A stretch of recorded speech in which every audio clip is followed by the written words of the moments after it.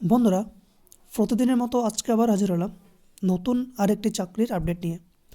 তো আজকে তোমাদের সামনে যে চাকরির নিয়ে কথা বলবো বা যে চাকরির আপডেট দেব সেটা হচ্ছে কলকাতা পুলিশে নতুন লেডি কনস্টেবল এবং পুরুষ কনস্টেবল নিয়োগের বিজ্ঞপ্তি কিন্তু বেরিয়েছে।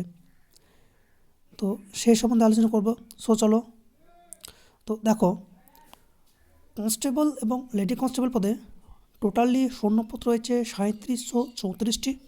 এর মধ্যে পুরুষ কনস্টেবল রয়েছে ৩৪৬৪টি এবং লেডি কনস্টেবল রয়েছে ২৭০টি।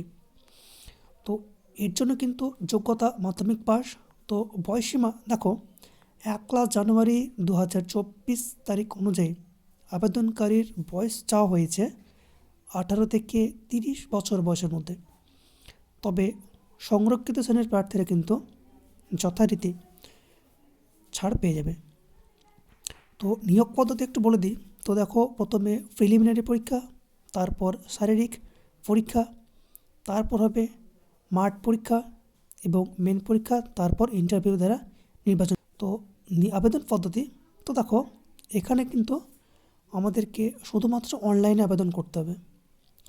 তো আবেদন মূল্য সম্বন্ধে একটু বলে দিই। তো দেখো, SC ST প্রার্থীদের ক্ষেত্রে প্রসেসিং চার্জ ২০ টাকা, বাকি সমস্ত ক্যাটাগরির ক্ষেত্রে ১৭০ টাকা ধার্য করা হয়েছে।